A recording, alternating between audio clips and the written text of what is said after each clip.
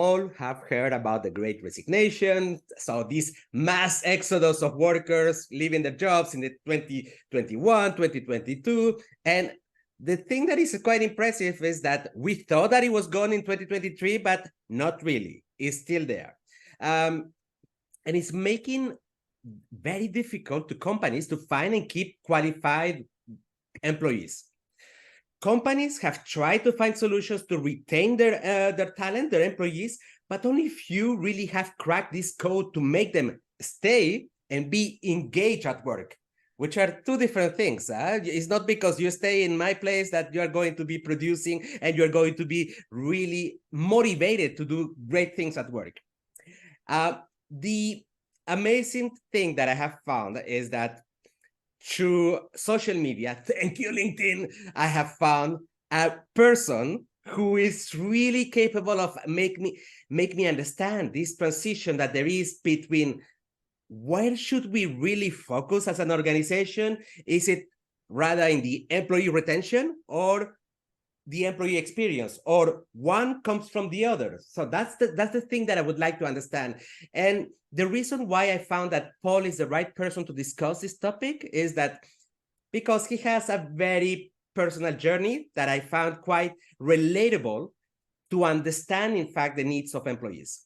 Now, he has, after 22 years of being a lawyer in the area of labor and employment, Paul made it to his promise to improve the lives of employees beyond just enduring work in exchange of a salary. We don't want that. Today, he helps organizations identify, deploy, and live through human-centric values. He's also the co-author of a beautiful novel. Oh, no, it's not a novel. In fact, it's an experience about going through El Camino. Oh, lovely. This is something that I love. By the way, I have been there. So I know I was imagining your path. My Camino walk #1. And he also co-authored a book regarding coming from a lot of independent minds and expert ideas on how to thrive in the changing world. Paul, thank you very much for making it to this podcast, Growth Hacking Podcast, where we try to discuss and, in fact, find a little bit the angle that would be different to what the usual and traditional human resources or CEO would think about creating awesome, beautiful cultures at work. Yeah. Paul, tell me one thing. So already the transition that you went through, so being a lawyer and saying, what the hell, lawyers earn their life quite well, by the way. That's something that I have heard very often. And I have paid many lawyers also in my life, so I know how much they could earn. How did you come up with this idea of enough? Let's do something that is different and more impact-driven. Well, I think that you tell the story already. I was walking my own Camino as well. I walked my own steps towards what do I want with my life. And that's your search for purpose. I started working early in the 80s of last century. And you know, business wasn't good. Economy was bad. We had a lot of problem with gas and oil and that kind of stuff. Everybody was happy if he found a job. So I found a job in Social Security in the Netherlands. And I thought, Paul, this is a first chance. This is the amazing point to start. But what you do in a lawyer in Social Security is you do lawsuits against human beings who made a mistake. So you're always at the back end. When something goes wrong, then a lawyer is hired. And that's why they charge you 200, 300 euros per hour. Because they can, you are in trouble. So they will find you. And I didn't like it. I wanted to be on stage. I wanted to talk with people. And then I thought, what is my niche or niche? And my niche is that I don't like the term human resources. It was nice in the early 20th century when we had a lot of people needed in the industry to go to work, and Taylor said, let's call them human resources. And it isn't that anymore. People are now educated. All the people have that feeling in their body that they say, this is important for me. Doesn't mean that you always need to be happy, but you need to find some. And that was my struggle. I found positive psychology. A professor I work with, and he told me the story, and I thought, this is nice. So I went from the back end looking at the front, and we call it in the Netherlands amplification. Make it stronger and make it bigger. That feeling, that positive feeling, and that's what I try to help, because you are talking about retention and to retain people. Well, maybe you don't want to have them in your company after a couple of years. So that was my story, my walk, my Camino. And when I had done my mental journey, I thought it's wise to do the physical journey as well, which is much more spiritual than I thought. So I walked that 800 kilometers from Saint-Jean-Pied-de-Port to Santiago. And last year I did Porto to Santiago, which is much less. People tends to think that doing El Camino is something that has to do with religion, but at the end, most of the people that I have heard about their journey, it is just about their search of purpose, because sometimes we need to just to disconnect and think. And funny enough, it happens to most of us at around the age of 40s, where we are asking ourselves the big questions. What the hell am I doing? Exactly. Well, I totally agree with you. When I walked the first time in 2013, so 10 years ago, and for me it was that I wanted to get out of that hectic life that we have.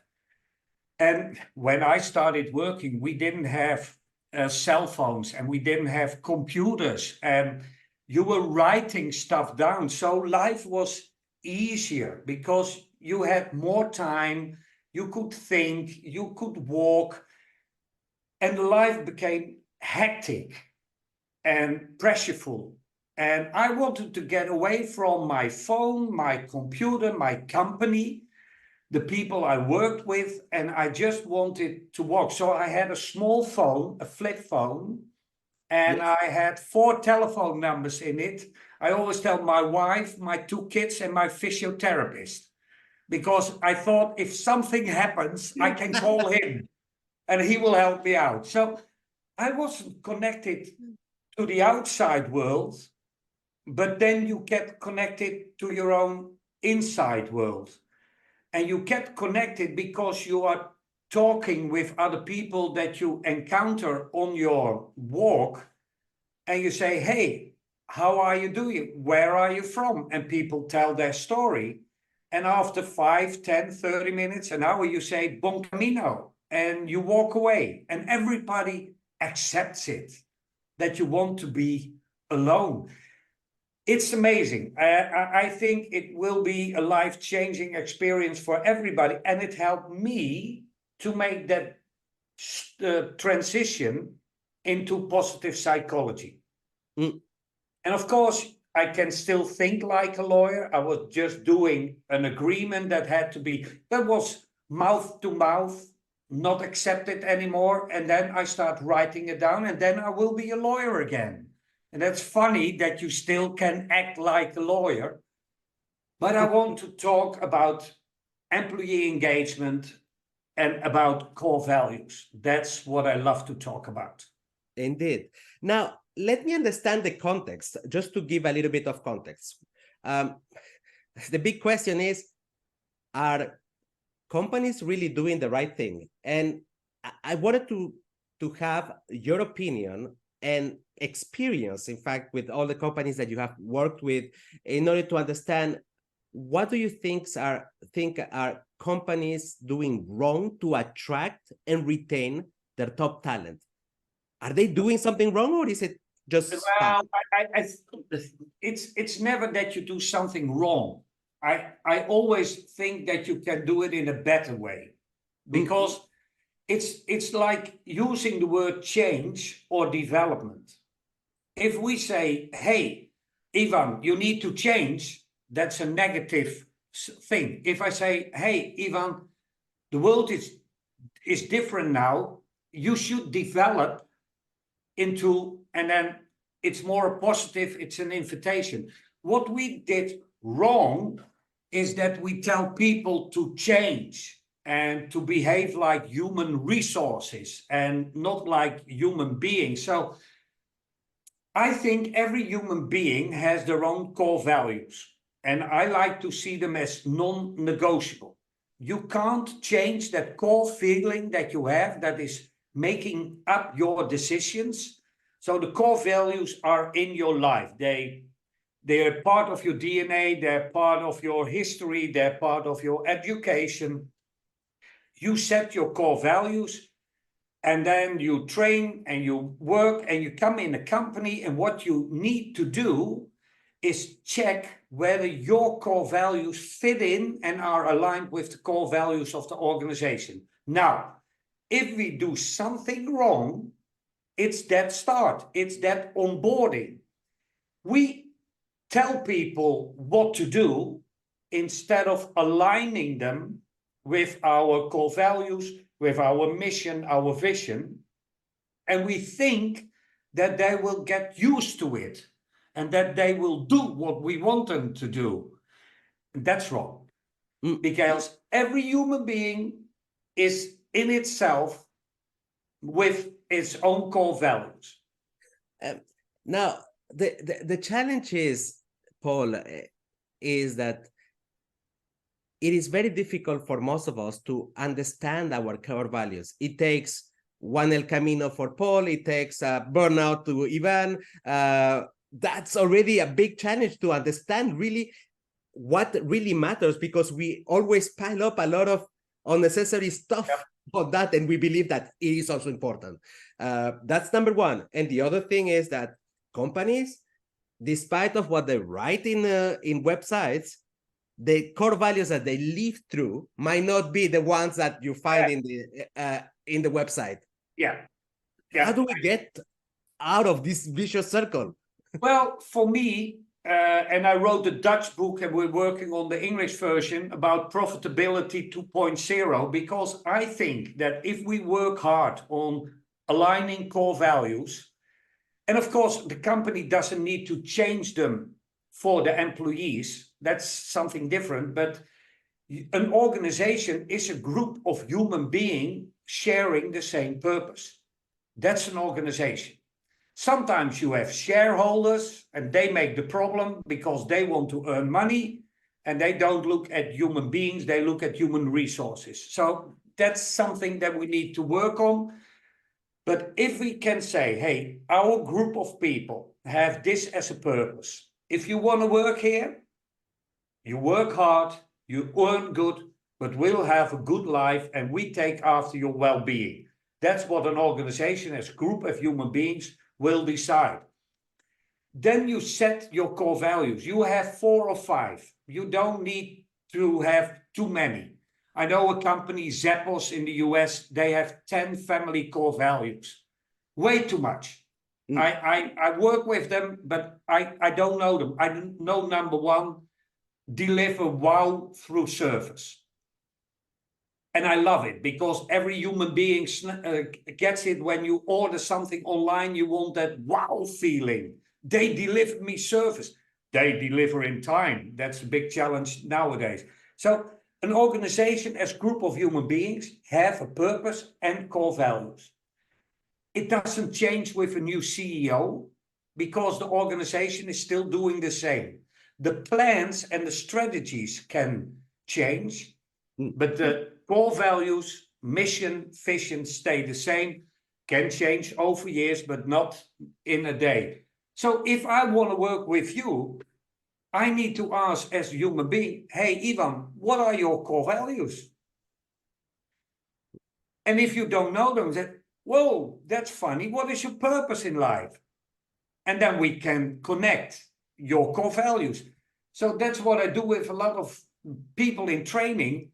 And I ask the CEO, what is your core values? And they I don't know. And well, we can help you. And then I asked, like you did, tell your story. What is the most important story of your life?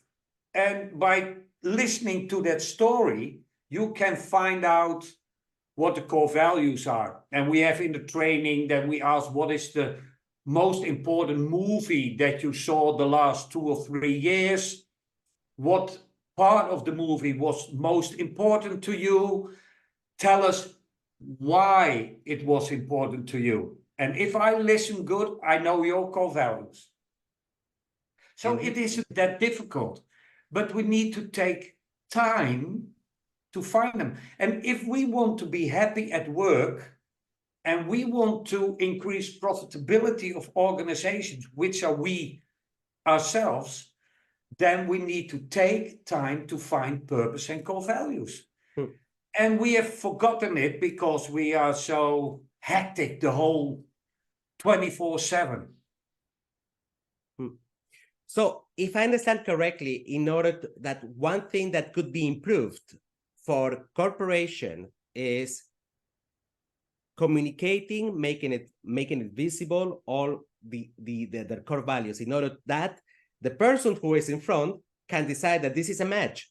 Because it's not like, I mean, maybe it is something that could be the company core values could be wrong for me, but for somebody else could be excellent, and they will thrive because it's all about the right matching. It's a little bit like marriage, right?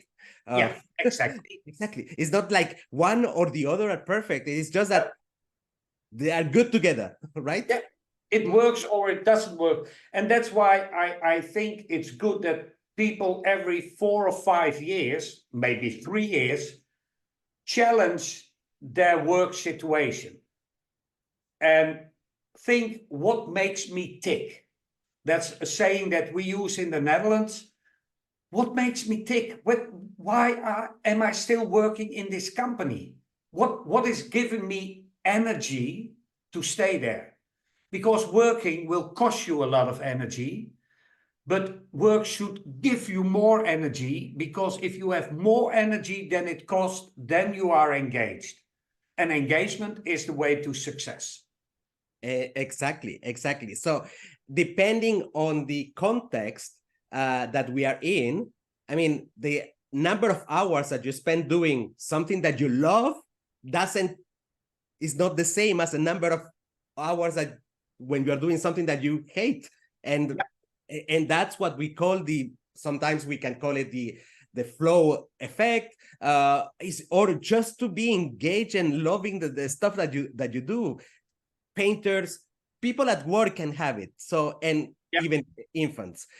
Paul, very often the number that is looked at in corporations in order to see that if employees are, if we are retaining, employees are being retained correctly, is the indicator of how many employees are leaving in a period of time.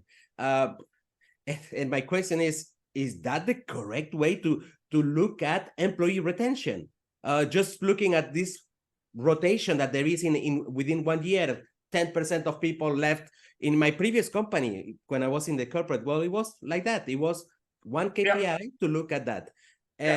Is it still relevant today? Well, of course, it's one of the KPIs that you need to have.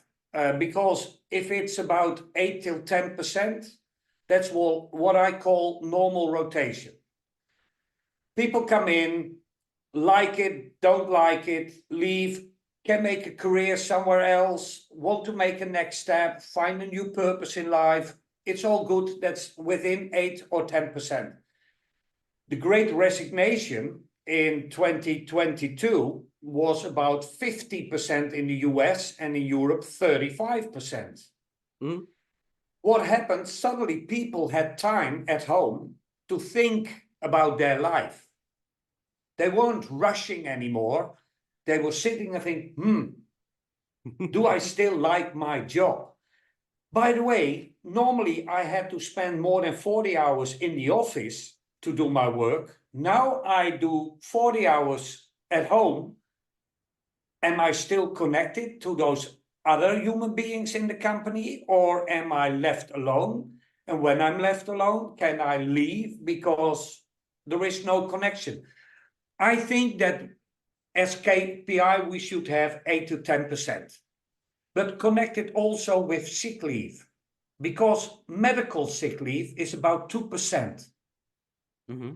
Every company has a higher sick leave. In the Netherlands now, we have 5.8%, 6%.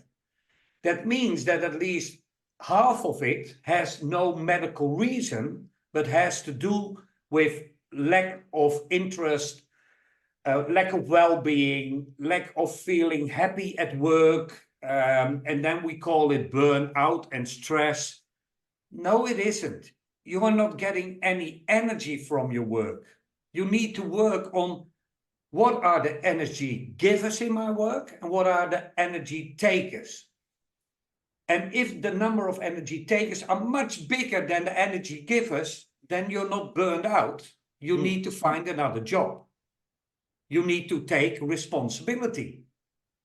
And your manager, your leader should say to you, hey, are you still in the wrong or in the right position? Can I support you to the next level? And maybe that's outside the company, but sometimes it's better to have people leave than to keep them. Because if they're not productive, they will cost you more money than when they leave.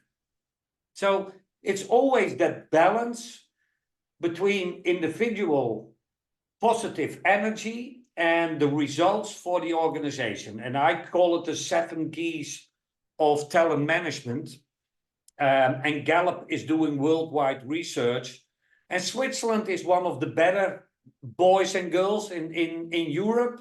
You have higher engagement and you do it much better than the Netherlands. But the point is you can measure it. And it has to do with customer loyalty. It has to do with making mistakes. You see a lot of organizations have a lot of mistakes in their organization, and then they blame the people. No, it's lack of engagement.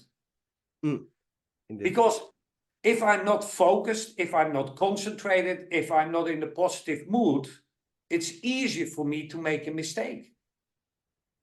And that's lack of engagement. And that will cost the organization a lot of money. So we call it presenteeism. You are at work, but you're not really productive. Well, then it's better if you find another job. Could be. Now, you trigger me a little bit with the topic about the number of sick leaves. Is it so? Are you saying should we consider it as one of the KPIs for employees? Yeah. Because from one side, it is good that if they don't feel like going to work, they declare sick leave. Call it recharge day. Yeah. Because in some countries there is recharge days, by the way, but in most of the countries you can take a sick leave in order to recharge. So if there is like a good 8 to 10% of people who are taking these sick leaves, it maybe it's a positive sign that they can. And if it is too low, maybe it is because they cannot speak up and they have to hide it. Yeah, like that. I can tell you, I worked in that field for 25 years, and I always heard these arguments. The point is, you have 2 kinds of leave. You have sick leave that is connected directly with an illness, a medical situation. And next to it, you have special leave. And that can be your recharge leave. Yep. I think we should treat them financially in the same. In the Netherlands, we do it that way. You get 100% of your income if you're sick or you are on holiday or whatever. But I like it more if we call it recharge days, because then I can ask the right questions to you. What do you need to recharge? And if you say, I want to walk the Camino, then I can discuss that with you. If you call in sick, then it's called privacy. I can't have that open, valuable discussion with you, what you need. So if you say, I broke my leg, I'm in hospital for 2 weeks, fine, no discussion. Then you said, how can I support you? Bring flowers, that kind of stuff. If you say, I need to recharge because I'm not feeling well, my well-being is at stake, then as a leader, I should have a discussion with you, an open conversation. What do you need, Ivan, to keep on working and to recharge? And how can I facilitate you? Because then we are both equal human beings with a good conversation. And what we do is we put it in sick leave, then we don't need to talk about it. But that's the wrong, that's why people leave. Yeah. Now I thought it is crystal clear for me. Now, the thing is that has it become more difficult today to retain employees if we compare it like 10 years ago or 20 years ago? Absolutely. I was born in the end of the 50s. Then it was amazingly, if you worked less than 25 years for the same company. You started to work when you were 15, 16, you worked there 40 years, you got a golden watch because you did it. And people loved it to work at the same organization for 20, 30, 40 years. Why? We didn't have that much cars. Transportation was bad. It was close by. You earned enough money to survive. We had television with 1 or 2 different parts on it. And now we have computers, we have phones, we see the world. You lived in Dubai. I travel all over the world. Our perspective of life is totally different. So for an organization, it's much more difficult to retain people because their scope is much broader than 20 years ago, 30 years ago. If I went on holiday when I was young, well, that was to Belgium, maybe Luxembourg from the Netherlands. That was 4 hours drive. Now we fly to New Zealand, Brazil, South Africa. The world is completely changed. The world is open. Everybody can see what's going on. My son with his wife is now in Australia, traveling for 6 months. Beautiful. I didn't do that kind of stuff. We had 2 weeks holiday and we were happy with that because our scope was more narrow. We were more focused. The world was smaller. Now the world is big. So I see a lot of new challenges coming. So yes, for an HR manager, a CEO, it's much more difficult to have that good story why people want to stay work for you. So CEOs need to become storytellers. Why do you work for me and why do I as CEO work for you? Most of the time, CEOs see that people work only for them. That's why they on the highest floor maybe have their own elevator, have their own parking spot next to the entrance.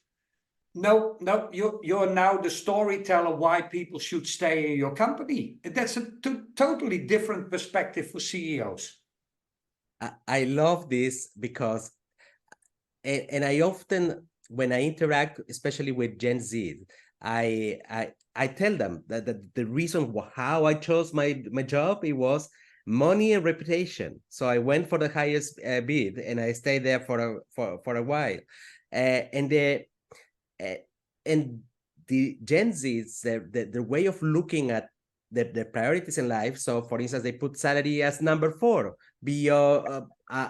after, I don't know, well-being, development, and some other things that are important for them. And indeed, being a storyteller, it is a way to engage people and to be a little bit able to cut with all the noises around, because as you said it, we are overflooded with information, and that has made it very difficult to pay attention just to websites and so on. Now is the time for people to convince. Yeah, I think I look at Gen Z in a way like, well, they're standing on the shoulders of the older generations. So what they do is not because they are so bad that they put purpose first. No, that's how we train them. When my father started working after the Second World War, that was to survive. So look at Maslow. Yep. My father was on the lowest. He needed to work 60 hours a week. He had 8 children, so he needed to work hard to give us food and clothing and that kind of stuff. Basic level. Then he grew up, got his own company, was a little bit better. Then I came, and I was the first who could go to university. Why? Well, the government paid for it because my father paid taxes for it. So the government could pay me. I worked a little bit. I could pay for myself. The next generation, my kids, had much more opportunities than I had, than you had. So what you see is generations are standing on the results of earlier generations. So we can't blame them for what they do. We can learn from them because they say, well, 3 or 4 days work, that's more than enough to earn money. Then I can go on holiday. I can go 6 months to Australia and have fun. Don't worry, be happy. It's what we train them to do. I think the Alpha generation, the next generation, and the B generation after that will go back to basics again. So Gen B will be the basic generation again, because life is changing. The world is changing. It's different than 5 years ago. And I think we can learn a lot from Gen Z because they train us that it's about purpose. And if I have a talk with Generation Y and Z, like my colleague Gijs Hillman is an expert on that field, then we talk and we say, okay, they are showing us the way into the future. And then we make it positive, and then we can align with them and see how we can work together. So I love to have 5 generations in a company. That's the most exciting thing because we can learn. Indeed. Paul, there are 2 sides. So at the beginning you started very nicely talking about this matching that there should be between the company being open to communicate in a genuine way their values, and a person who has its own value, and it has a little bit of challenges, of course, to understand and to map, to understand really what is important for me as an individual. What are the type of questions that for an employee should ask themselves in order to decide, a little bit like the Clash song, should I stay or should I go from a company? Yeah. And I hope that you're a fan of the Clash, Paul. Absolutely. Good. Well, I need to write that down and use it in my trainings. Should I leave or should I go? But this, should I stay or should I go? That's the right. Well, the point is, I don't think that there are real basic questions that you all need to ask. It's most of the time that feeling that you have on a Friday afternoon when you drive back from home. Do I have enough energy to go through the weekend and enjoy my life with my family and with my friends?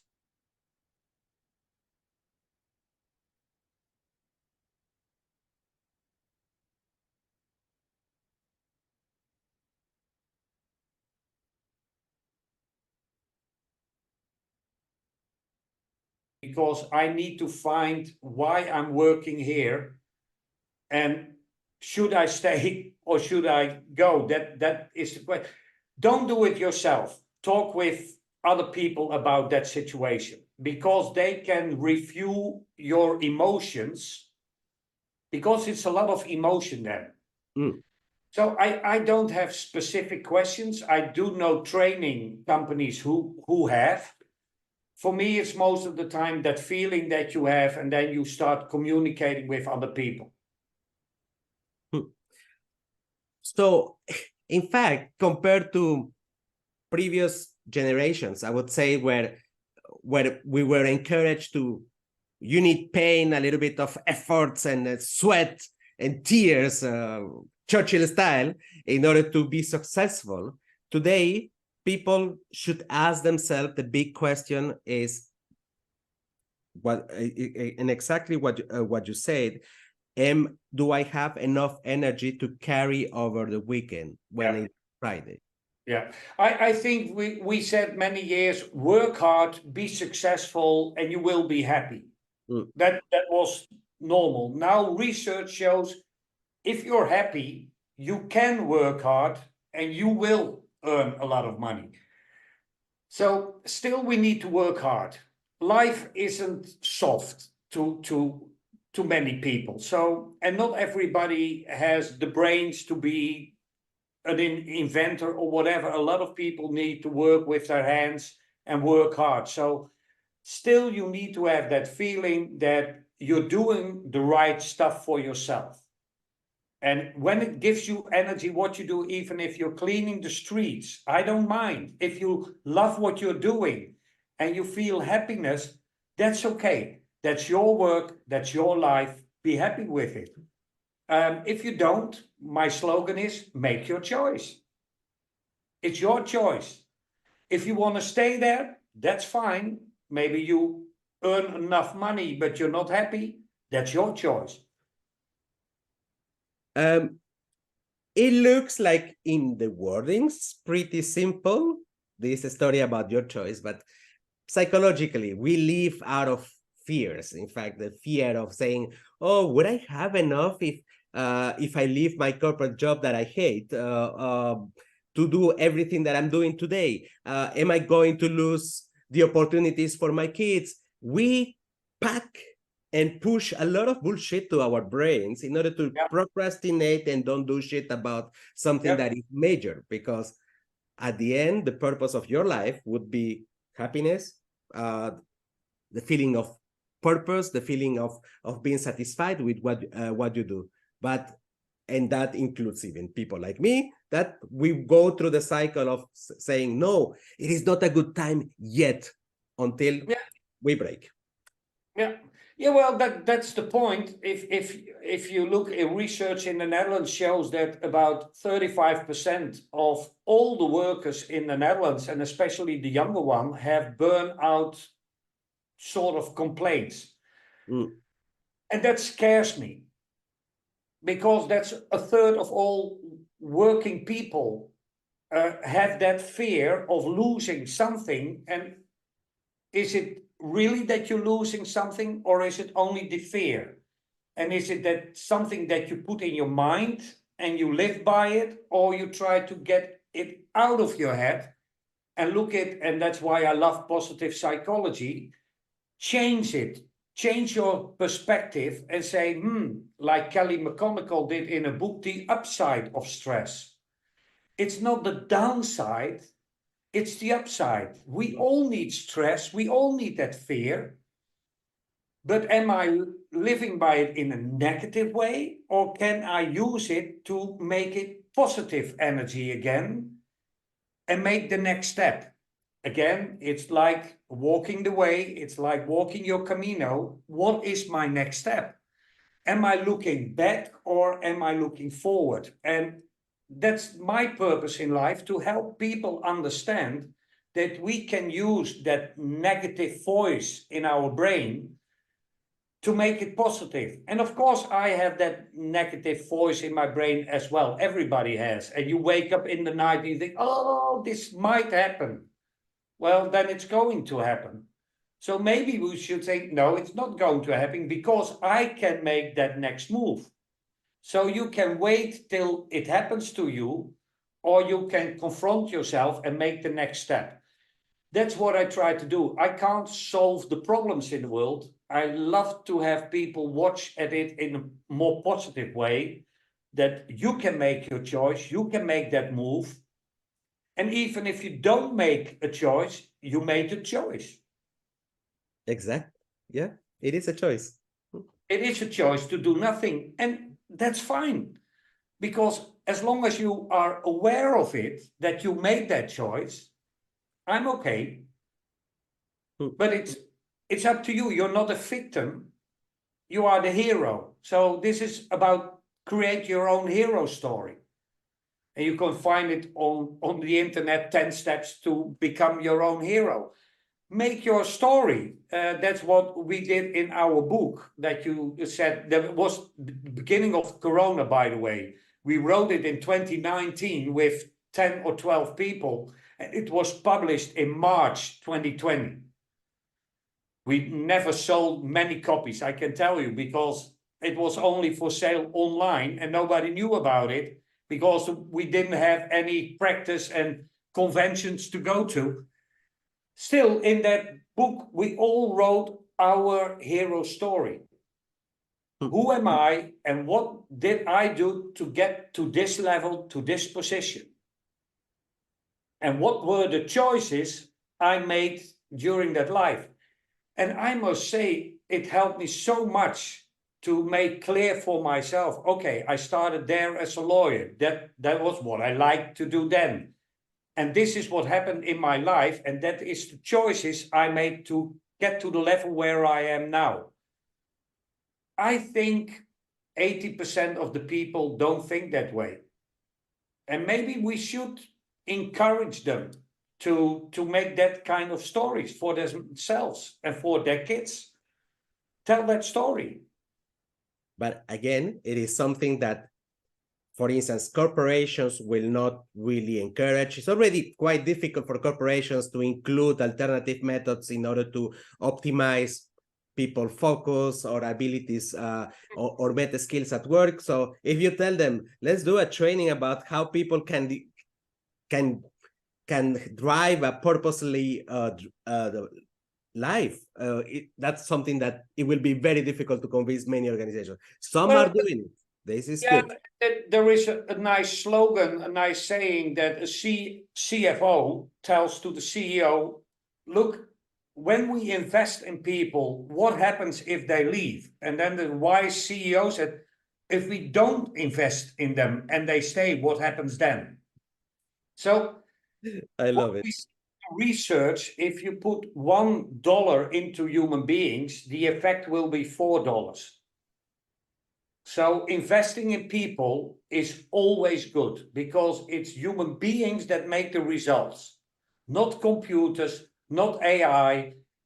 It's human beings that do it. So I think we are more aware nowadays that we should invest, but some CFOs and CEOs are pressed by the shareholders to look at the short term. Mm. What is your quarterly benefits? What is your EBITDA in this quarter? Yeah, that's sad because it's the human beings that make the money. And I think that if you look at the working space now, especially in the Western world, we have not enough human beings to do all the work. So we should be much more clever in using them, and that is by training them, give them the space to develop. And maybe they leave. Well, okay, that's part. New ones will come in. So you need to communicate what your core values are, how you invest in people, that people think, if I look at that company, I want to work there. That's really a good company for me. Then people will come. And I see the results that organizations do it that way.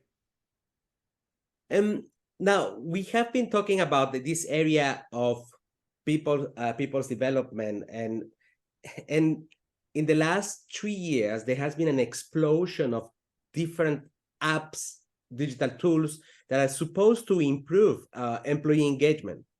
I mean, it's not that, and they don't go into the angle, let's do a bot that will replace a human being interaction, but it is kind of an enhancer of the human being capability. So instead of having one person to deal with 10, maybe will be 100 or 200. What is your take on the use of technology to improve this area of employee engagement? Oh, I love it when there are tools that support the conversation instead of taking over the conversation. I think engagement has to do with autonomy, the feeling that you have influence on the content of your work has to do with belonging. And that means being part of a team and communicating with human beings. It has to do with your capability to do your work, and it has to do with your purpose. So if we want to train people in those 4 areas, we need to facilitate it with an app or a tool or whatever, but it is all about communication in real life. So if we can't talk with our team members in real life and we do it only by app, that's not engagement. It can facilitate, but it doesn't take over the human interaction. And you're right, in fact, and that has been a big problem during COVID. There is this famous app called Slack.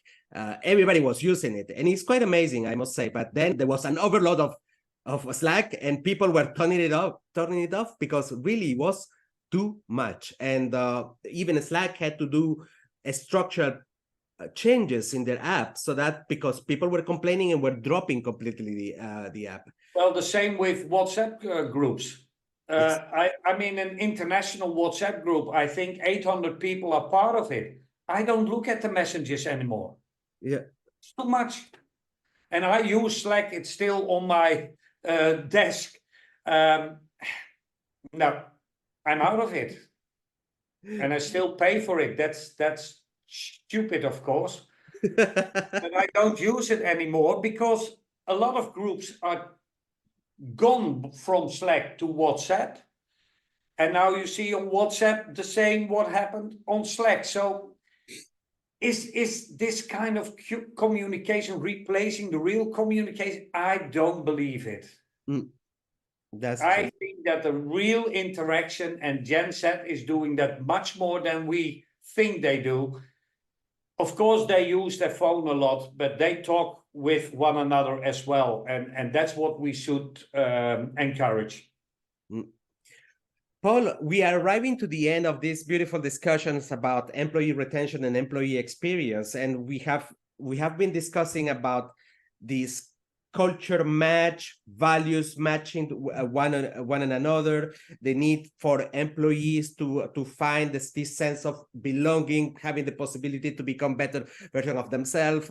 It sounds cliche now that I am saying it. The possibility to constantly have like possibility to decide on their own. This that is so important for retention. And in fact, we discuss about also the perception of generations where money, perks is not that important as it was in when we joined the workforce, right? Paul, how is it possible to reach you out for if somebody wants to ask you any questions? We have discussed about employee experience and retention, but I know that what you do in your company goes beyond that. So first, how can we reach you out, find you? And the second part is, what can you do for them? Yeah. Well, of course, you can find me on LinkedIn. I must say, to connect LinkedIn, type in Paul Ter Wal, write it in the correct way, but then you will find me, connect with me. LinkedIn, I have it in Dutch and in English, so people can understand what it is. My website, paulterwal.nl and .com. And I offer to all the listeners, on my website, I have the engagement benchmark tool. It's a survey with 16 questions that you can ask as a leader to your employees. And then you answer those questions. One of them is, do you think you meet with all the criteria of your employees? And then you can say 0%, 100. You will get an outcome. It's your outcome. We're not chasing anybody. So use it for free. Because then people will understand what the topics are that we consulting and that we try to help and create diverse and inclusive teams.